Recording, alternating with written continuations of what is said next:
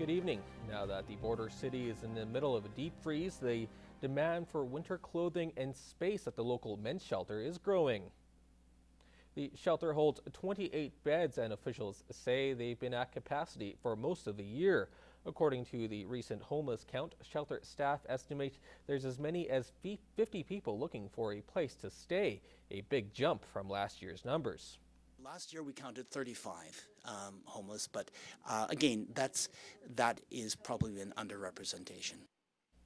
The shelter regularly accepts donations of food and clothing from the public, but at the moment, staff say they are in short supply of winter basics. Of course, mitts and toques you think about, but socks. I mean, some of the folks show up and they're in running shoes.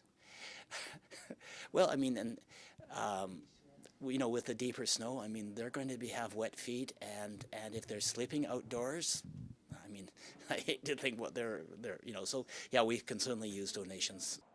Donations are being accepted at the men's shelter on the corner of 50th Street and 48th Avenue. Toronto Mayor Rob Ford has been overtaking news headlines non-stop for the past few weeks after admitting everything from doing drugs to being in a state of a drunken stupor several times. The Ford Spotlight has also opened an awareness to substance abuse and addiction.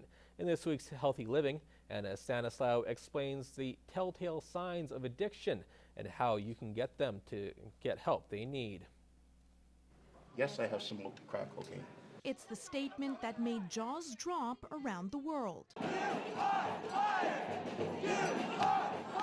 Please go to rehab. Dr. Lisa Luciano of the Thorpe Recovery Center says from what she's seen in the media, the behavior Rob Ford has been displaying is similar to people with an addictive disorder or mental issue. Whatever it is, he's lost insight.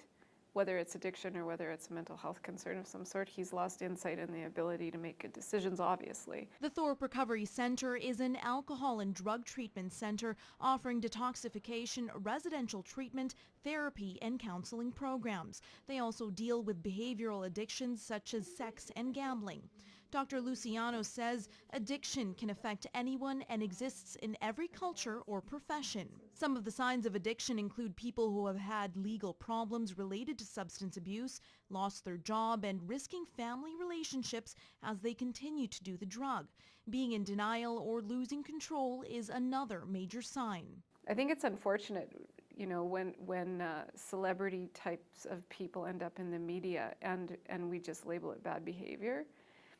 Instead of really understanding, what we're seeing is a really severe problem of some sort. She says the entire recovery process can take between 2 to 5 years, and some of the steps family members or close friends should do is to offer full support for the recovery process, such as removing financial support. Loved ones need to look after themselves and disengage for the negative effects of someone addicted. And the most important way to help is to not save them from the consequences. People need to experience consequences before they're willing to ask for help, especially with addiction. Am I an addict? No. While Ford says he doesn't do drugs, in a CBC interview, he said he is getting help for personal issues but did not get specific. Anna Stanislaw, Newcap News. If you or someone you know is struggling with an addiction, contact the Thorpe Recovery Center at 780-875-8890. Long-term care is a high priority in Saskatchewan this year, according to the Provincial Health Minister, Dustin Duncan. In a review last month, he outlined new guidelines to be met when dealing with care homes. The Prairie North Health Region held a board meeting yesterday and gave an update from the situation here in our region. To have things like more selection on their meals. We talked about the internet access. Some choices in care are always part of what the residents would want. They're most interested in their activities. Gloria King, Vice President of Integrated Health Services, says time could be used more efficiently with better tools in place. That would help enhance the quality of life for the residents, and it also helps the staff and prevents injuries for transferring, lifting, and repositioning residents.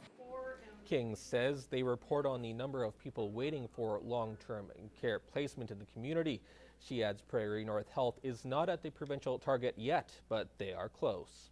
To help us look at strategies for managing our beds, and we actually have done very well in Prairie North in terms of reducing the number that are waiting for placement. Funding proposals were submitted to the government in October, and a response is expected next month. As well, Prairie North has updated Newcap News on progress of the upgrade for the Jubilee home. They said it should be completed by next October.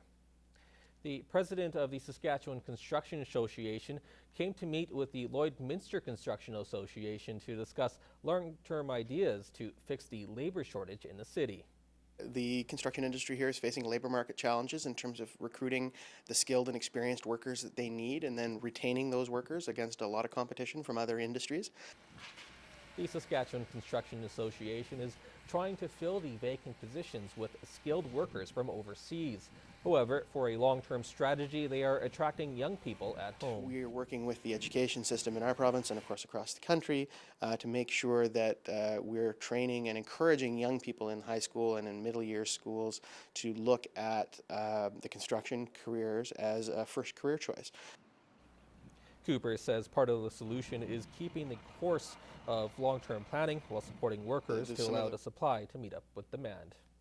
And getting the services they need from the medical field, housing another challenge, right? And so again, all related to the labor market and finding and supporting the workers that they need. And he also says the other side of the program is that they're having trouble getting workers with their living needs.